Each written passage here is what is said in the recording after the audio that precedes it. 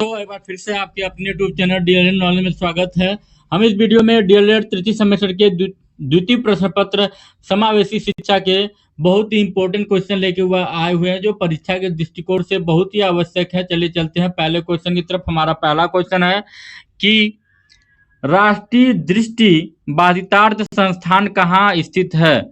इसका जो सही जवाब हो जाएगा, आप इसका सही जवाब कमेंट में दीजिए। इसका जो सही जवाब हो जाएगा दोस्तों, वह हो जाएगा देहरादून, ऑप्शन नंबर अ। आगे बढ़ते हैं। अगला क्वेश्चन है हमारा कि निम्न में से प्रतिभाशाली बालक का लक्षण नहीं है, तो ऑप्शन नंबर ब झगड़ालू होना। ठीक है, आगे बढ़ते हैं कि मानसिक रूप से पिछड़े बालक की पहचान है, क्या है, तो हो जाएगा ऑप्शन नंबर दो। ये सभी जो हैं पिछड़े बालक की पहचान है। आगे बढ़ते हैं कि एक समावेशी कक्षा में शिक्षक को क्या करना चाहिए, तो इसका जो सही जवाब हो जाएगा ऑप्शन नंबर अ विश्वास करना चाहिए कि प्रत्येक बच्चे में अपनी योग्यता एवं शक्ति के अनुसार सीखने की क्षमता है।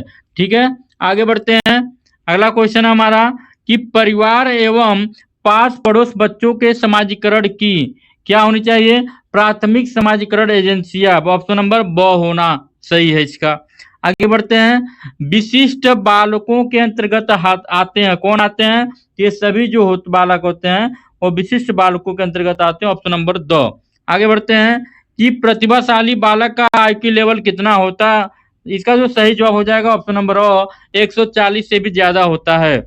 निम्न में से किस शिक्षण विधि का प्रयोग समावेशी छात्रों के लिए होता है, तो ऑप्शन नंबर 100 और तथा ब दोनों।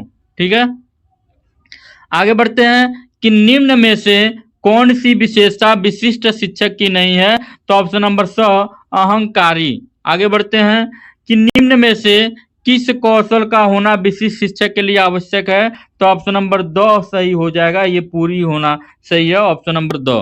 आगे बढ़ते हैं कि परामर्श का प्रकार है, क्या है, तो ऑप्शन नंबर ब हो जाएगा, मनोवैज्ञानिक परामर्श होना।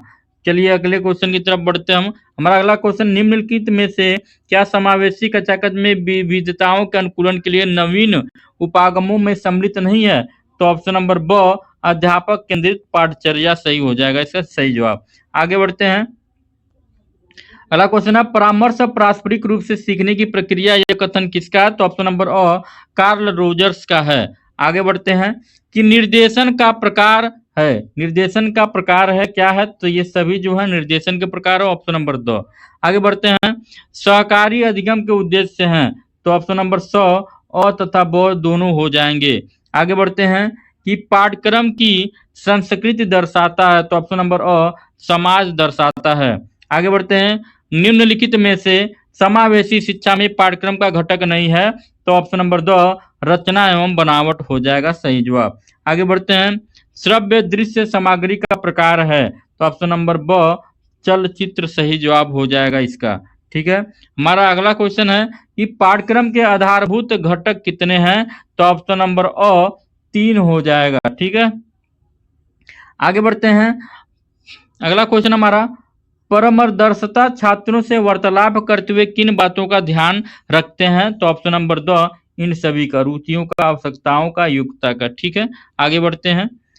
दृष्टि बाधिता का मुख्य कारण क्या हो सकता है, तो वंशानुक्रम भी हो सकता है, वातावरण भी हो सकता है, इसलिए ऑप्शन नंबर 100 सही हो जाएगा। आगे बढ़ते हैं कि पाठ्यक्रम संरचना का मुख्य सिद्धांत क्या है, तो ऑप्शन नंबर 2 बाल केंद्रित, प्रकरण केंद्रित, लक्ष्य, ये सभी हो जाएगा, इसलिए ऑप्शन नंबर 2 सही जवाब हो जाएगा। आगे बढ़ते हैं ब्रेल लिपि का विकास किया किसने किया था, तो ऑप्शन नंबर लुईस ब्रेल ने किया था, इसका सही जवाब हो जाएगा। आगे बढ़ते हैं निम्न में से कौन सी समावेशी शिक्षा में एक सहयोगात्मक सेवा नहीं है, तो ऑप्शन नंबर अ अभिभावकों की सेवाएं। आगे बढ़ते हैं कि समावेशी शिक्षा की व्यवस्था की जाती है, तो ऑप्शन नंबर ब विशिष्ट बालकों हेतु की जाती है।